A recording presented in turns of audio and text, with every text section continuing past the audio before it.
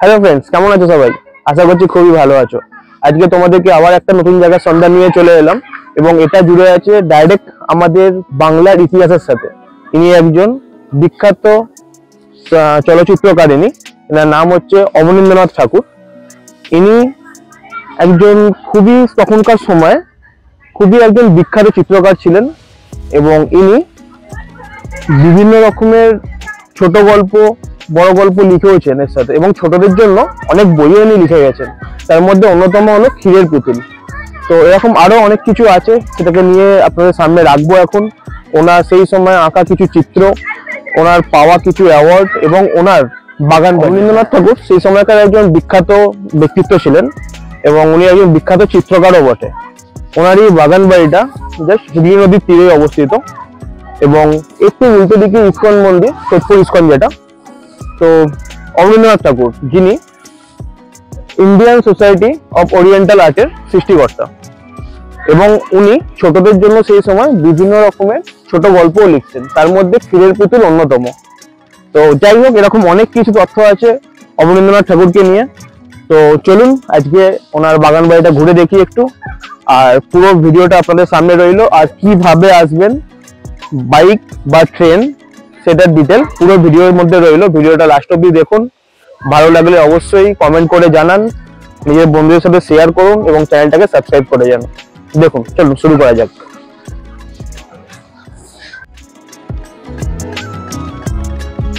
এখানে যাওয়ার রাস্তাটা দুখানা আছে। একটা আপনারা যেতে পারেন যদি কলকাতার দিক থেকে আসেন, তো সাবলাগাছি স্টেশন ক্রস করে দেন NH6 ধরে আপনারা যেতে পারেন। আর যেহেতু আমরা হাওড়া থেকে যাচ্ছি, তো সেই জন্য আমরা এখানে একটা শর্ট রুট আছে, তাজনগর স্টেশন থেকে একটুখানি এগিয়ে গিয়েই আরতি পটলের রাস্তাটা ধরে ওখান থেকে আমরা সোজা কোনা হয়ে সোজা হাইওয়ে গিয়ে উঠবো।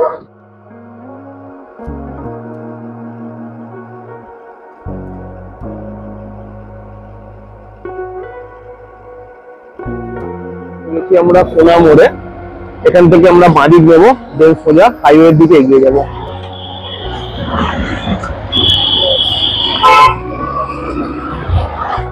আমরা দিল্লি রোডের মোড় উঠে এখান থেকে বাঁদিকে গেলে মুম্বাই হাইওয়ে আর ডান দিকে দিল্লি হাইওয়ে। তো আমরা ডান দিক নেবো।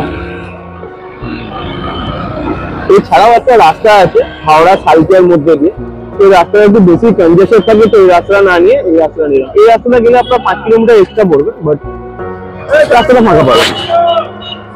আর আপনারা যারা ব্রিজ হয়ে কলকাতা থেকে আসবেন, তারা এই ফ্লাইওভারটা থেকে আপনারা এই জায়গাটা ক্রস করে যেতে পারবেন।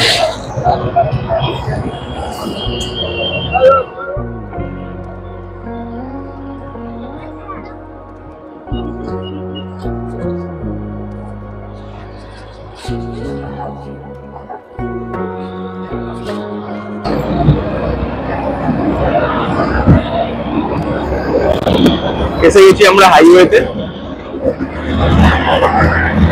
দারুণ ওয়েদার আজ।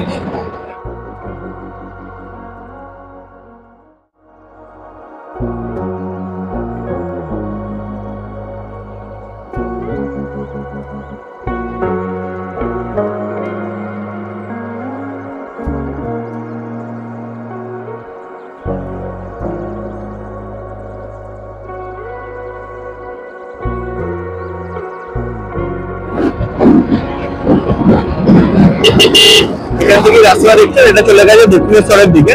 আমরা সোজা যাবো।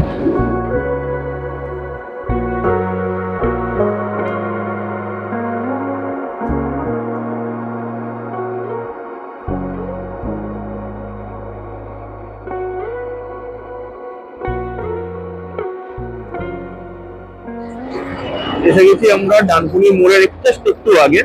এখান থেকে ডান দিক নিয়ে আমরা ওল্ড দিল্লি রোড নেব। বাপরে বাপ, এখানে কাজ কবে যে শেষ হবে, রাস্তা ভয়ঙ্কর অবস্থা হয়ে আছে। যাই হোক, দেখা যাক কবে হয়। চলুন এগিয়ে চললাম আমরা এই ব্রিজটা নেব। আর এই ব্রিজের তলা দিয়ে যদি যান আপনারা ঘুরে আবার ডানকুনি হাউজিং মোড়েও চলে যেতে পারবেন।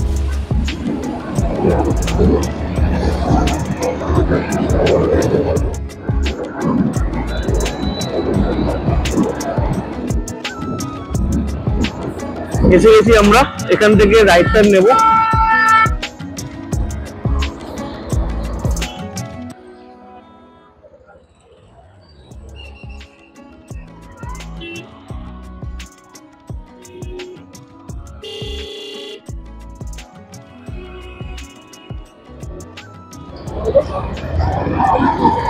এসে গেছি আমরা ফোননগর স্টেশনের কাছে। এখান থেকে জাস্ট একটু এগিয়ে যেতে হবে আমাদেরকে, এখান থেকে আর 2 কিলোমিটার মতো রাস্তা। তো আপনারা যারা ট্রেনে আসবেন তারা ট্রেন থেকে নেবে, এখানে অটো ধরবেন এবং অটো ধরে জাস্ট মিনিট 5-এর মধ্যেই পৌঁছে যাবেন আপনারা।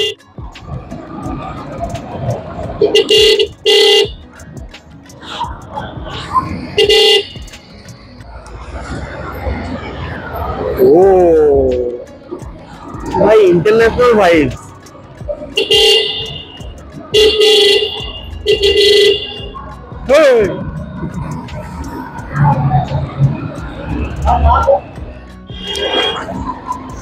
এখান থেকে আমরা বাঁদিক নেব এবং এই রাস্তা ধরে আমরা সোজা চলে যাবো ডান দিকে কোন্নগর স্টেশন।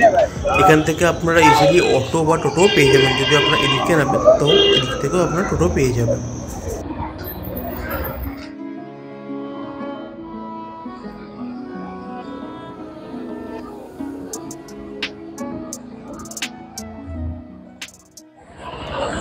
এসে গেছি আমরা।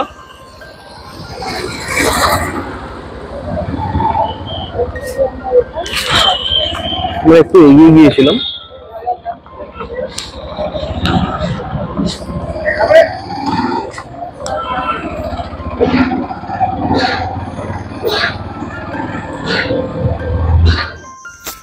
এটা টিকিট কাউন্টার, এখান থেকে 10 টাকার বিনিময়ে আপনারা এখানে এন্ট্রি টিকিট নিতে পারেন এবং এটা মেনলি ট্রেন দিয়ে ঘেরা জায়গায় প্রবেশ করবেন না। ঠিক আছে, রেড চাটা চকটা। এসে গেছি আমরা অবনীন্দ্রনাথ ঠাকুরের বাগানবাড়ির মধ্যে এবং আপনারা শুনে নিলেন কী কী রেস্ট্রিকশান আছে এখানে আমরা।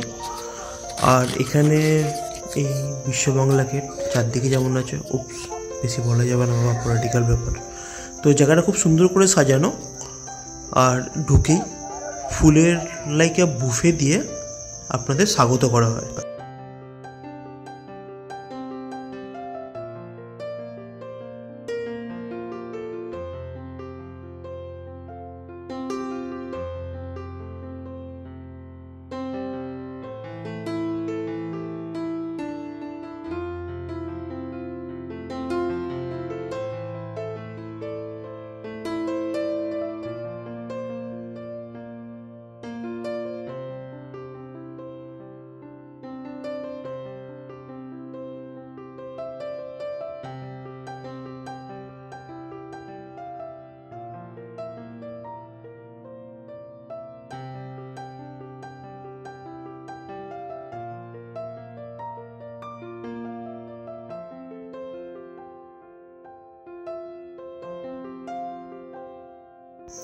এখানের এই যে ঘরগুলো দেখছেন এগুলো পরে তৈরি করা হয়। আসলে এই জায়গাটা একসময় অফিস ছিল, আর এই গ্রন্থাগারটা পরেই তৈরি করা হয় এবং এটা এখন দর্শনার্থীদের জন্য খুলে রাখা আছে। আর বাকিগুলোতে তো প্রবেশ নিষিদ্ধ আছেই। এখানে ওনার ওই সময়ের লেখা ছোটদের জন্য অনেক গল্পের বইয়ের কালেকশন আছে, যার মধ্যে ক্ষীরের পুতুলও আছে। যে যে খুঁজে পাবেন অবশ্যই জানাবেন কমেন্টে। আর এই যে জায়গাটা, এটা একটা চিলড্রেন পার্ক। এখানে যদি আপনি আপনার সপরিবারে আসেন, যদি কোনো ছোট বাচ্চা থাকে তো তাদের জন্য এখানে মনোরঞ্জনের পুরো ব্যবস্থা করা আছে। খুবই ভালো লাগবে জায়গাটা, যেমন শান্ত নিস্তব্ধ তেমনই প্রকৃতির মাঝখানে একটা সুন্দর জায়গা।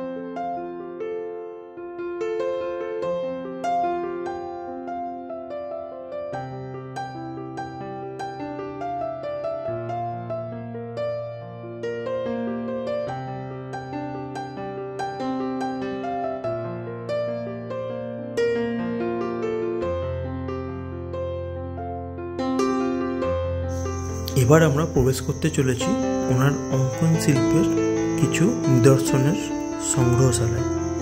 এখানে ওনার তৈরি কিছু চিত্রশিল্প এবং হস্তশিল্পের নিদর্শন আপনাদের সামনে রাখলাম।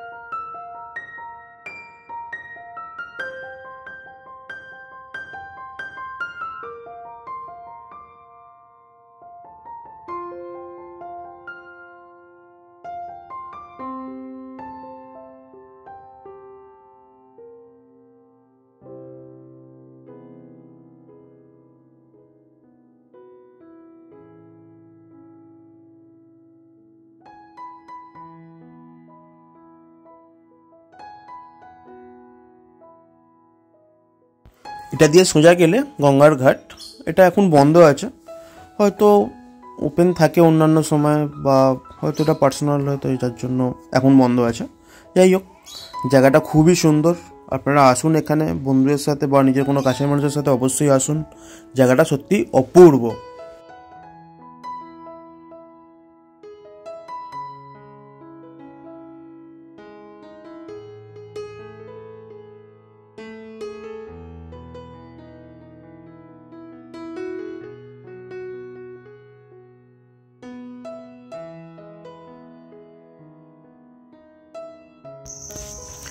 আর এই সেই কাঁঠাল গাছ, যে কাঁঠাল গাছের নিচে উনি বসে ওনার মনের মতো চিত্র অঙ্কন করতেন। এর একটা আলাদা ইতিহাস আছে।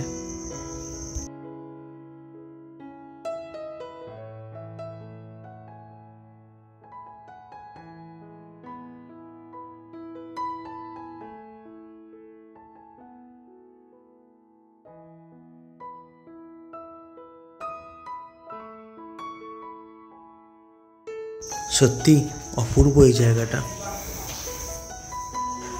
আর এই জায়গাতেই ওনার ওই সময়কার খুব ঘনিষ্ঠ এক বন্ধু শহীদ পীর বাবার এক সমাধি এখানে প্রতিষ্ঠিত করা আছে, যেটা এখনো স্মরণে রাখা হয়।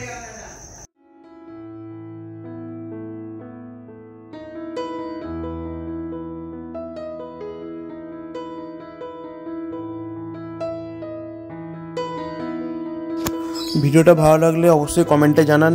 দেখা হচ্ছে পরের ভিডিওতে। টাটা।